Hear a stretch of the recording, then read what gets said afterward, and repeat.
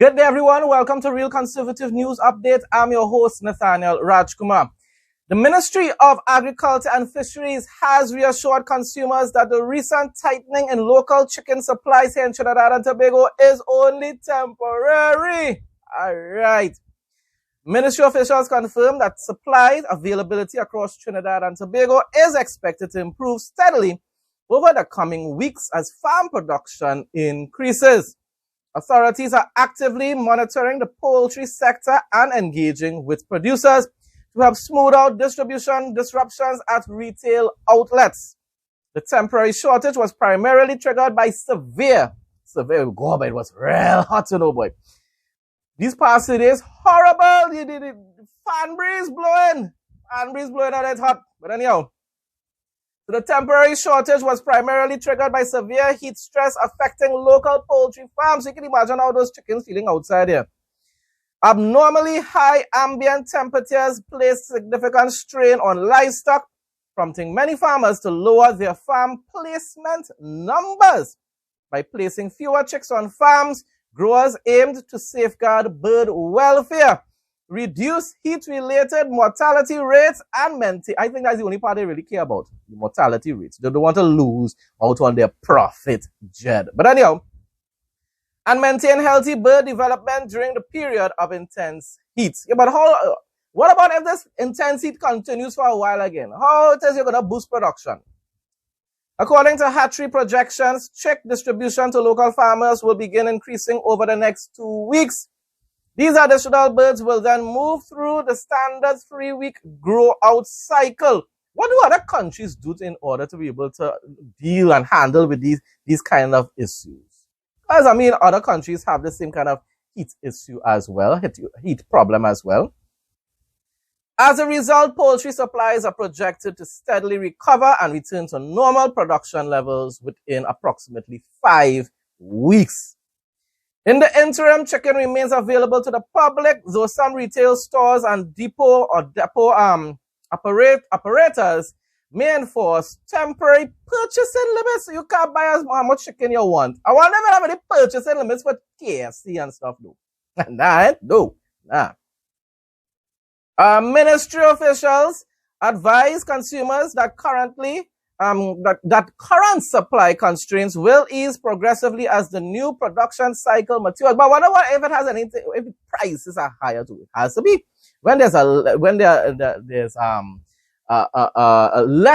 less in any product, usually the prices skyrocket. So stakeholders will continue collaborating to ensure long-term stability across the country's poultry market. Now, I am a meat eater. I cannot care for animals and then care for poultry or anything like that and end up eating them afterwards. So that's just not in me. But nevertheless, so I'm not no vegan or anything like that. But I do feel kind of sorry even for these animals, these poultry, especially because of how they are treated. They're stacked in on these crates, on these trucks, in these small little spaces.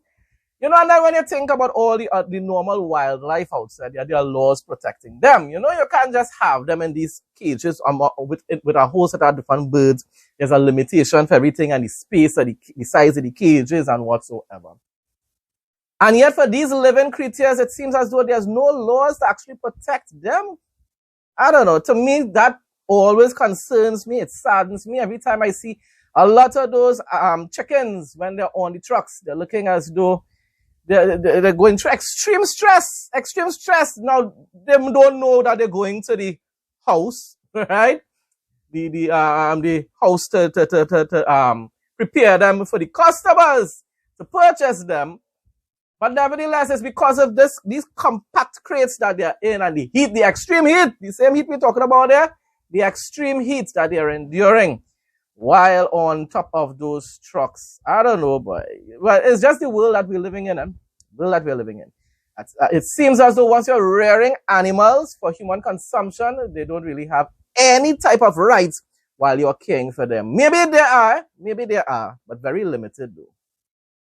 Trinidad and Tobago weather forecast for Friday, August 14, 2026. Trinidad and Tobago will experience variably cloudy, hazy and breezy conditions with a maximum temperature of 32 degrees Celsius in Trinidad and 31 degrees Celsius in Tobago.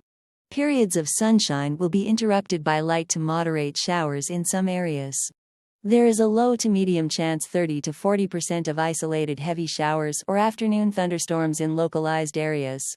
In the event of a heavy shower or thunderstorm, gusty winds and street or flash flooding may occur in areas so localized.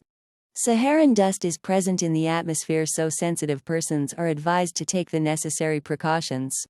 The minimum temperature overnight will be 24 degrees Celsius in Trinidad and 25 degrees Celsius in Tobago. Seas will be moderate to occasionally rough with waves from 1.5 to 2.0 meters in open waters and below 1.0 meter in sheltered areas. All marine interests should exercise caution, particularly due to the presence of spring tides. Psalm 36 1-4.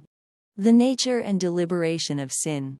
An oracle within my heart concerning the transgression of the wicked reveals that they have no reverence for God before their eyes. Because they flatter themselves so deeply, they remain completely blind to their own guilt and unable to hate their wrongdoing. Every word from their mouths is deceptive and malicious, as they have turned away from acting wisely or doing what is good. Even as they lie awake on their beds, they actively devise harm, fully committing themselves to a destructive path and refusing to turn away from evil. The wicked have no fear of God.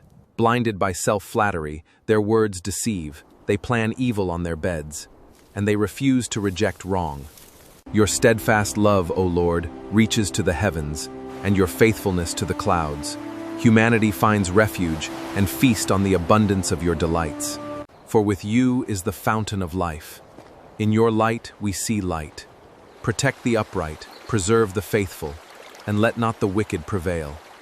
You hypocrites! Doesn't each of you on the Sabbath untie his ox or donkey to water it? Shouldn't this woman, bound 18 years, be set free on the Sabbath?